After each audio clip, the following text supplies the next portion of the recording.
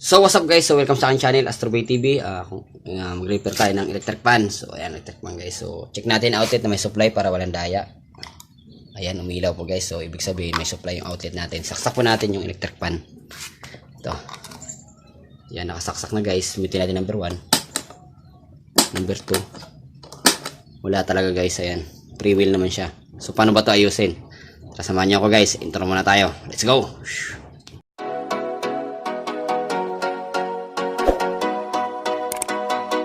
So guys, so welcome back guys. So magre-repair tayo. So camel nga pala ang tatak nito guys. So gawang Pinoy camel. So free wheel naman siya. Makita mo free wheel. So paano ba ito i-repair ganito? So gagamit po tayo ng tester guys para matrace po natin kung anong sira nito. Di po tayo pwede manghula. So magte-tester tayo. So paano ba malalaman natin yan kung bakit hindi siya gumagana? So mga ganyan guys, electric fan nyo, sa pagsaksak pa lang hindi na siya gumagana. Free wheel naman tong ganito. Dalawa lang kaano niyan guys, yung capacitor or yung kanyang fuse. So mga ganitong electric fan guys, meron po siyang fuse niyan dito. Camel po Camel. So may branded name. So either fuse or capacitor. So unang i-check muna natin yung capacitor kung goods bago tayo mag-proceed sa fuse. So tara guys, check natin yung capacitor. Let's go. So ayun guys, i-check po natin yung capacitor. So dalawa po yung ating tester. Ito po ay para sa ano lang, sa mga resistance. Ito po yung ating pang capacitor kasi meron po siyang sign na ganito. Ayan. Ayan, for capacitor yan. So check natin yung capacitor kung okay pa yung capacitor niya. So nagluloko ang ating tester. Ayan. Lagay lang natin sa capacitor. Yun, namamatay siya. I-order lobat na siguro. So set natin sa capacitor, lagay natin sa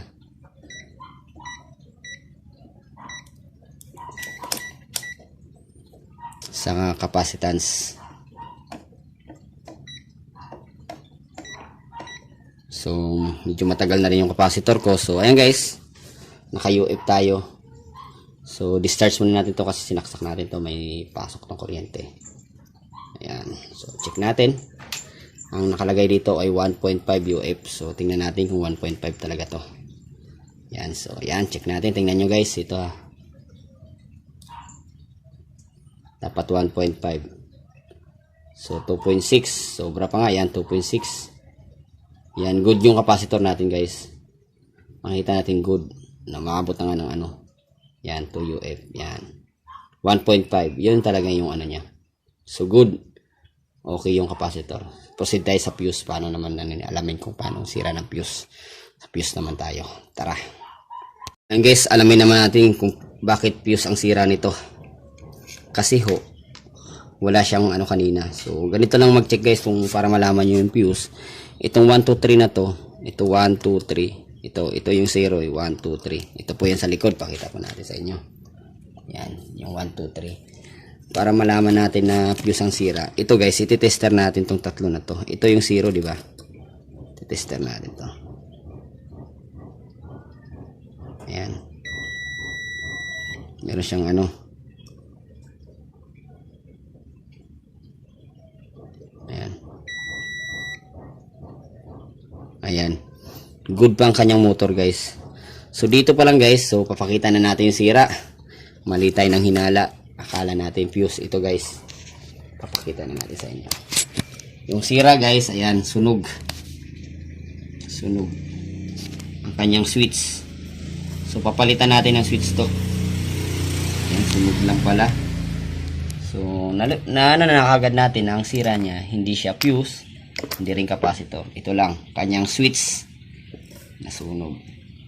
So kukuha tayo ng pangdugtong dyan guys para makunik natin tong 1, 2, 3. Gagana ho yan. So kuha muna akong wire guys. Tara, let's go.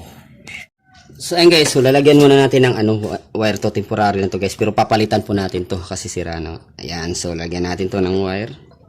Kabit muna natin sa number 1 lang siguro. Ito number 1. Kabit natin number 1. Kaya ayaw umikot kasi sunog nga yung kanyang. Zoom natin para makita nyo. Ayan. Sunog po. Ayan. Nasobrahan naman sa zoom. Ayan. Sunog ho kasi. Ayan. So para malaman natin na hindi fuse ang sira, paikutin natin to ng lagyan natin ng connection. Ayan. para magkaroon ng connect. Ayan. So hindi masyadong mahigpit.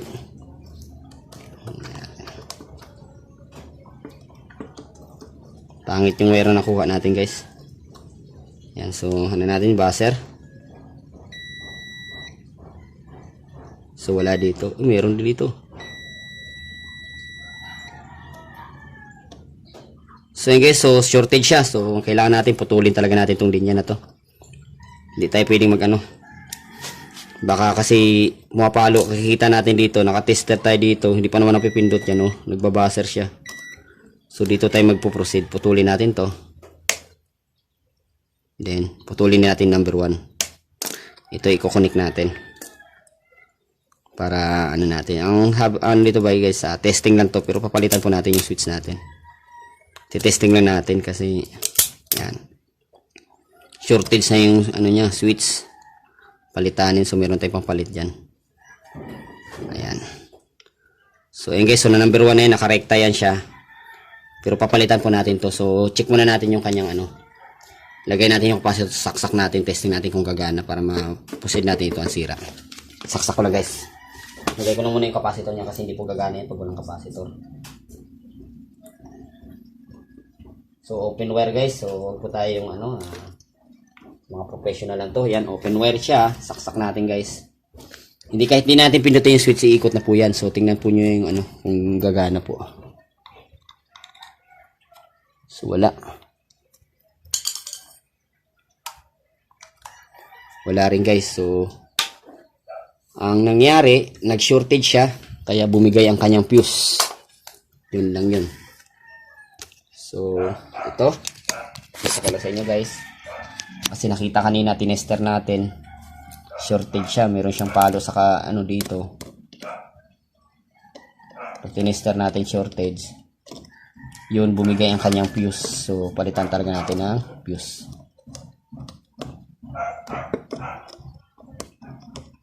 Shortage na. So yun, hindi siya gumana. Ang dahilan nito kaya nasira ang kanyang fuse, nag-short siya dito. Kasi dapat 1 lang yung papalo, nagkunon siya ng connection. So nasunog ang kanyang fuse. Dito tayo magbubukas guys. Tingnan natin yung fuse kung putol na. Tara, let's go. So guys, so buksan po natin yung motor. Pagbukas nito guys, tanggalin muna natin ito dito ang tuloy niya para pag maaga ito guys, ikaw yung nakaunang bukas guys, ang tigas nito. Kasi ikaw pala yung bagay naka-virgin. So matigas buksan to. Minsan pa nga po naka-loctite pa po ito eh. So, tanggalin natin yung ano niya sa swing, sa dito. So kailangan puwersa guys. Kasi naka-loctite minsan to. Yan. Isang matinding puwersa. So ayan, tanggalin natin guys ha. Yan, so makisama naman. So apat ang tornilyo nito guys. Tigas. Yun, napudpud. Shit. Pudpud yung ulo. So palit tayo ng ano.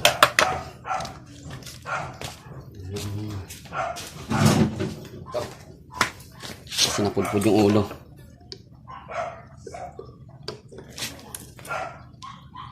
Ayan, so kailangan na natin ng ano. Tanggalin ko lang to guys ha. Napudpud kasi yung ulo. So kuha lang tayo ng ano. Kuha lang akong impact and wrench. Good. So ayun guys, gamitan natin ng impact wrench. So dapat may mga ganito kayo sa bahay. Impact. Ay makisama yung tornilyo eh. I-impactin natin. Ayan. Para umiikot.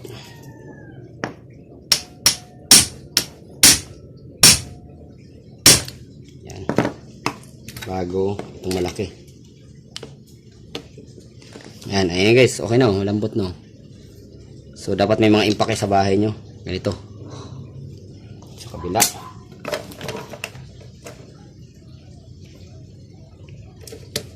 Ayan, malambot na.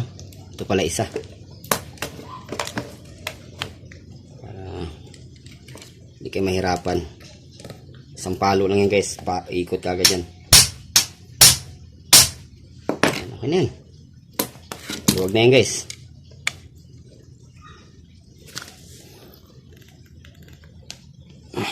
Kulang pa kulang.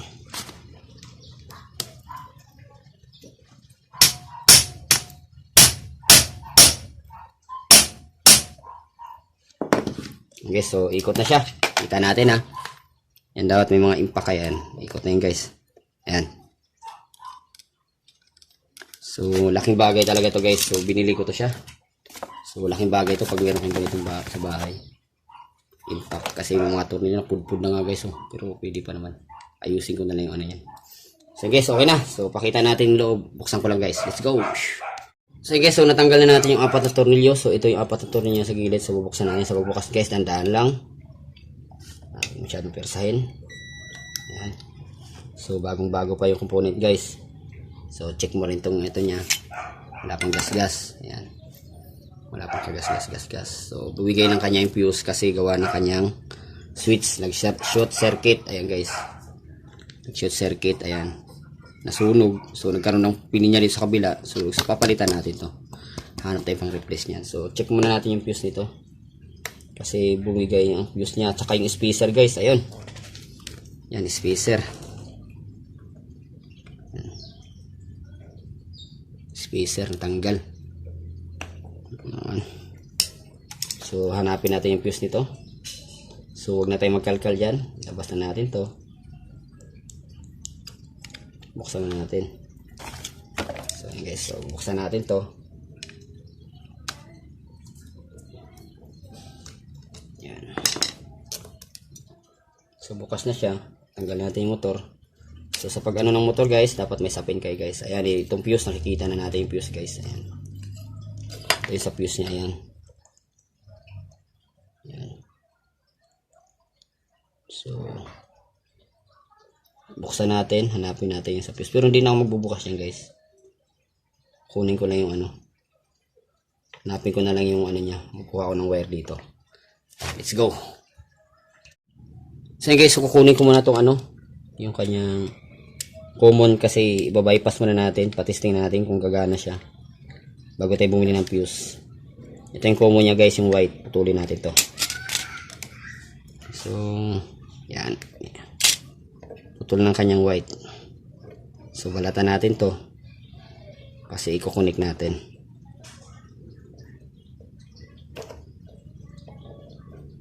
Try tayong mag-bypass. So balatan natin to. Karoon na siya ng ano. Kuha lang tayo ng wire. Temporary wire lang. Ito. Temporaring wire, lagay natin to.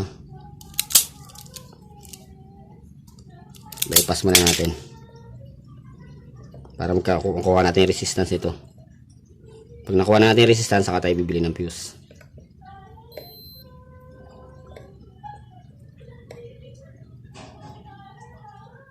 So ayan ko lang to guys, ikukunin ko lang dito sa red at saka dito sa white.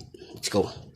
So yun guys, fuse nga sira. So nag-bypass tayo dito. Pinutol ko yung isang wire dito sa common. Tapos kinabit ko dito sa capacitor. So sabay tinister ko siya guys. Ayan. Ayan. So fuse ang sira. Meron na siyang resistance. So dito, patid yung kanyang fuse. So bibili na tayong fuse guys. Let's go. So yun guys, so papakita pala natin sa inyo na gumagana na to na binaypass natin kasi pinakita natin binaypass natin kanina. So plug natin guys, iikot na po yan. Fuse ang sira nito guys. Ayan. Yan, umikot na po siya, diba? Yan, so punutin natin yung ano. So naka-plug na siya. So ang papalitan natin dito, kanyang spacer, nabiak. Saka bibili tayo ng fuse. Pwede naman siyang i-bypass guys, kailang masisira pa yung motor. Kailangan naka-fuse tayo para hindi good naman tayo kay customer. So ayan, papalitan din natin yung kanyang switch. So maghahanap tayo dito, mga ahoy tayo. Meron tayong mga switch kasi nasuwang na ho. So ayan, bibili muna tayo ng fuse para mapagana na palitan natin yung fuse nito. Sira yung fuse. Papakita rin natin kay customer. Ayun lang po guys. So, tara. Let's go. So, nakabili na tayo ng ano, thermal fuse. So, yun po yung kakabit natin dito. So, ito guys, naka-bypass po yan. So, iikot. Pinakita naman natin kanina umikot. So, kabitan natin ng fuse kasi mahirap po na i-bypass kasi masusunog po yung motor. Pag ito yung nag-overheat po, ito lang po yung masisira. So, magkano lang to? 25 pesos lang po yan. So, yun. May diskarte rin ako guys kung paano ako maglagay ng fuse. Hindi ko na binabaklas to. So, gagawa ko ng sarili kong linya. Basta dito, nasa gitna itong fuse. So ayun na guys, so kakabit na natin dito sa motor. So mamaya testing na natin. Hindi ko na papakita guys kung paano ko kinabit, basta papakita ko yung video na nakakabit na to. So ayun na guys, let's go. So ayun guys, so tinanggal na natin. So ito yung napatid na fuse. So yung ikakabit natin ay yung ano, yung square. Asan na ba yan? Ano yung square? Kalat kasi. Yung square po yung kakabit natin. So ayan. So ito yung napatid na fuse. So palitan natin. So pakita ko na sa inyo na wala na po yan. Para maano nyo, prove nyo na sira talaga. So set lang natin. Tester natin. Ayan. Lagay natin sa buzzer. Tapos lagay natin to. So buzzer muna natin yung test, ano natin, tester. Tutunog. Ayan. Ayan. So ito po yung ano natin, fuse. Ayan guys. Ayan. So dito natin sa ano para malinaw. Ayan guys. Ayan. So wala na talaga. Sira yung fuse. Hindi kasi tulad sa binili natin guys na fuse, talagang ito may buzzer po yan pag ating itinester. Ayan. Ito na po yan. Ayan. Ayan guys. Hirap nang humawak.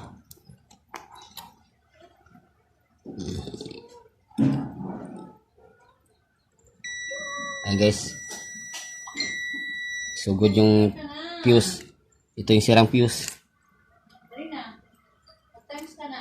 Ayan, wala talaga siyang buzzer. Ayan. So palitan natin ito. So pinutol na natin dito. So kunin na natin yung common. So paglagay nito guys, maingat lang kayo. Palitan natin ng fuse. Ito yung kakabit natin. Tara, let's go. So guys, so napalitan na natin ng fuse. So hindi na pala napakita. Sobrang busy na. So kailangan guys, pag nagpalit tayo ng fuse, so nasa loob na yun guys. Ayun, pinalot ko na doon. So dapat pag nagpalit ng fuse, dapat maingat po tayo. So yun lang guys, kakabit ko na to guys. Para matesting na natin. So let's go. Okay, so hindi na natin pinalitan yung kanyang switch kasi ito lang naman palang nasunog niya, ito. Yung nasunog na to ay meron naman siyang connection mula dito, yan, dito. Niliha ko na lang. So yun, dito yung ano niya, tapos ito switch.